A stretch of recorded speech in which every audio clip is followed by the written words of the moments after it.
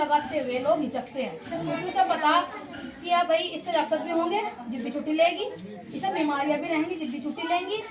आप कंपनियों में नौकरियों में भी आदमी औरतों की संख्या इतनी कम है, तो आप मुझे बताइए कि भाई ये ही सब भेदभाव हमारे साथ कब तक होगा और फिर हमारी बात रखेगा कौन? आपने देखा जब सती प्रथा थी, सती प्रथा के बारे में सबने सुना। पहले चलती थी कि भाई अगर आदमी किसी का मर गया तो औरत को उसके साथ सती होना पड़ता था, और जब औरत मरती थी आदमी ब्याह करता था। तो आपने कभी से गहराई से नहीं सोचा कि समाज ने ऐसी स्थिति बनाई क्यों? इसका मतलब तो हमें रोकने खातिर और हमें रोकने की जरूरत क्यों पड़ी?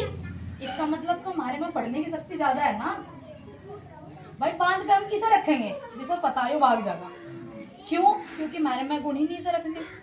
लेकिन अब हम तो इसे अपने हिसाब से रख नहीं सकते, तो इसे बांध के रखिए, ये कहीं जाने की नहीं। तो आपको ऐसे बांध दिया संस्कार में, समाज के नाम पे, परिवार के नाम पे, ऐसे बंधनों में बांध दिया कि हम चाहकर भी वहां से निकल नहीं पाए। जबकि हम गुणवान बहुत हैं, गुणवान है तभी तो पीछे है।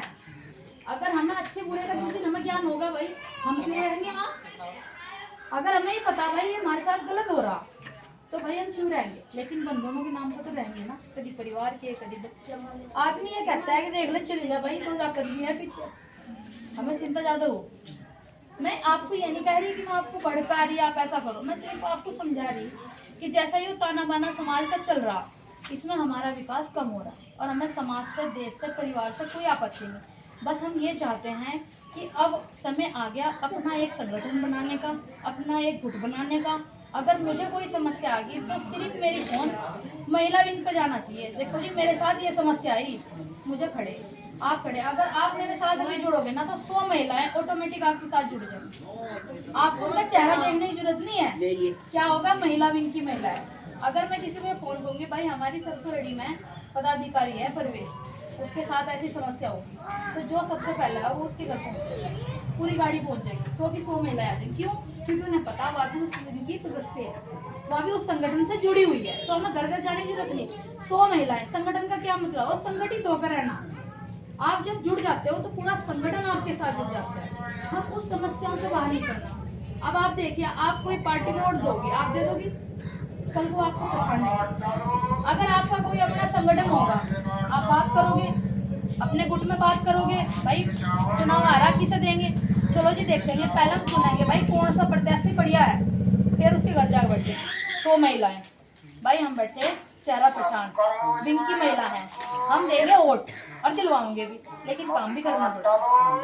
वो केले को ना पहचाना है लेकिन संगठन को पहचानेगा, केले को तो नहीं पहचानने का, लेकिन उसे पता भाई महिला विंग की सदस्य है, महिला विंग ने वोट दी मुझे, चाहे आप उसे तो लेकिन महिला विंग ने वोट दी, हमने बात कर रखी, कल को हमारे काम से मुंह नहीं फेर सकते। तो अपनी वोट का जो हम अधिकार की बात करें ना, ये होता है वो अधिकार। अधिकार यूं ही नहीं मिलता कि हमने किसी को भी वोट दे दी। अधिकार वो है कि जिसे वोट दी ना, फिर उसको अपना काम करवाने की हिम्मत हमारे अंदर होनी चाहिए। उसकी क्या मजाल जो हमें ना पहचाने, हमारी तो वजह से बैठा हो ना। लेकिन अगर बिना जाने, बिना पहचाने, बिना बात करे अगर हम अपनी वोट ऐसे ही देते रहे, तो फिर तो हमारी बात कोई सुनवाई करेगा ही नहीं। माना कि अगर हमें कोई समस्या है तो सुनवाई कर लो, नहीं समस्या है तो भाई बहुत बढ़िया, जीवन चल ही रहा।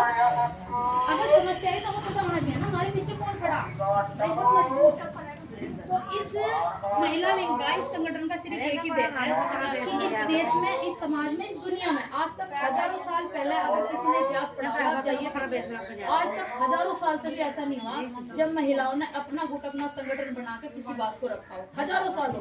क्योंकि या तो हम किसी के पीछे चल रहे हैं या फिर किसी पार्टियों के या फिर किसी संगठन। हमने आज तक अपने संगठन का निर्माण कभी नहीं करा जो सिर्फ महिलाओं का है। आप क्या सोचते हो अगर ऐसा संगठन का निर्माण हो जाए और ऐसा संगठन खड़ा हो जाए तो इस देश में क्या हमारा दबदबा नहीं हो सकता? 50% आधे हैं हम, अगर हम ऐसा निर्माण कर दें तो क्या हमारा दबदबा नहीं? लेकिन हम ऐसा करना तो लोग सोच नहीं सकते, तो पहले तो सोच बनानी पड़ेगी। अब जो हमने सोचा आप लोग सहयोग करेंगे तो फिर होगा। इस महिला पहल करेगा प्रवेश एक समूह से किए, धरने में जाते हैं, इन्होंने संगठन देखा, इन्होंने संगठन की बात करी। अच्छा, हम जनता दल संगठन से मेरे दिमाग में कभी ये बात नहीं आई कि हमें ऐसी विंग का भी निर्माण करना चाहिए। लेकिन जब इन महिलाओं ने जो वहाँ पे गई तो इन महिलाओं ने वो बात रखी कि मैडम एक बात तो है, चलो ये तो हमारा मुद्दा है समूह सखियों का, इसमें तो हमें सारी मिल गई है, हमारे पास ऐसी भी तो समस्या आ सके जो हमारी निजी है, उसमें हमारे साथ कौन खड़ा हो। तब जाके फिर हमने इस बात पे विचार करा और तब जाके फिर हमारे दिमाग में यह बात आई कि हमें ऐसे संगठन का निर्माण करना चाहिए।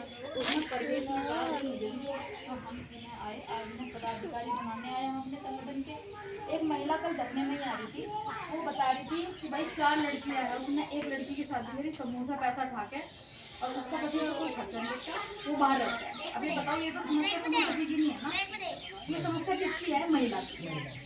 उसने कहा मैंने थाने में रिपोर्ट कर दी, मैंने सास ससुर ने पैसे भर के वहाँ, वो मुझे रोज मारे, पुलिस मेरी पर कार्रवाई नहीं कर रही। अब बताइए उसकी समस्या कौन सुनेगा? प्रधान आदमियों की सुनना, उसकी तो कोई सुन नहीं रहा ना, और उसने हमारे तक गुहार लगाई।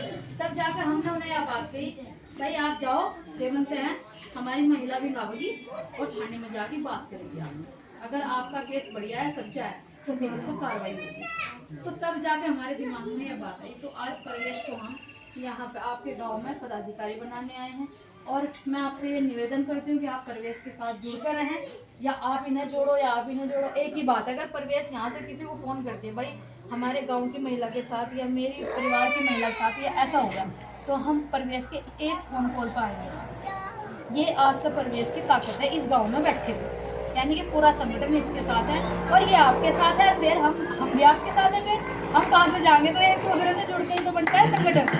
तो मेरा आप सबसे बस यही निवेदन है कि आप लोग सब जुड़कर हैं, एकता बना के रखें। माना कि परिवार में ऐसा हो जाए कि भाई मुझे इसके साथ बोलना है और उसको कोई दिक्कत आ गई, तो उसकी दिक्कत में जाओ, उससे बात करो, उससे पूछो, जो मदद हो वो करो, उसका समाधान करो, फिर मुँह चढ़ा लो, क्या दिक्कत है?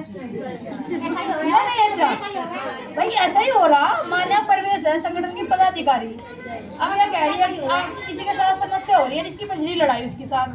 भाई संगठन तो सबका ना, और हमें पता लग जाए, हम कहें परिवेश को भाई तो क्यों नहीं कहते जी मेरी तो बोल चाल नहीं थी, तो बताइए संगठन चलेगा? तो ये क्या करेगी? अपने पदाधिकारी होने के नाते जागी, समस्या का समाधान करवाओगी, हमें भी बुलाओगी। भाई सारे घर परिवार की बात है, अपना फिर मुँह चढ़ा चढ़ा के बैठ जाओ, तब उसकी ब्याह शादियों में न जाओ। लेकिन समस्या में तो खड़ा होना पड़ेगा ना, एक दूसरे के साथ समस्या में खड़ा होना पड़ेगा। भाई अगर मेरी बेटी रास्ते को चल रही है, उसके साथ दिक्कत हो रही और मैं सोच रही हूँ तो भाई दूसरे की, तो ऐसा नहीं होना चाहिए। अगर मैं वहाँ मौजूद हूँ तो मुझे सबसे पहले उसकी सुरक्षा करनी, उसके बाद घर आके उसे छोड़ना, उसकी माँ को बताना, फिर तो फिर मुँह चढ़ा लो। वो तो हमारी आम बात है, महिलाओं की लड़ाई झगड़ा भी मुँह चढ़ा, वो तो लोग लोग कहेंगे बहुत चढ़ाई रहे नहीं अपना मुँह जब चढ़ा लो जब जतार लो। तो अपने अधिकारों की बात जरूर करनी चाहिए, अपने हकों की बात जरूर करनी चाहिए। घूंघट में रहो, पल्ले में रहो, मर्यादा में रहो, अपने परिवार का मान सम्मान रखो। ये नहीं है कि भाई उसे ताक पे धर कर चलो, लेकिन अपनी बात करने के और भी बहुत सारे तरीके हैं, उन्हें रखो। अगर हमारे साथ अन्याय हो रहा तो अपनी बात खाओ और दूसरी को, ये ताकत होनी चाहिए। और ये एक संगठन कर सकता है, संगठन से जुड़कर रहोगे और भी बहुत सारी समस्याओं के समाधान अपने आप ही निकलेंगे। तो अब मैं कहूँगी परिवेश को आए और मैं इन्हें एक पदाधिकारी का पद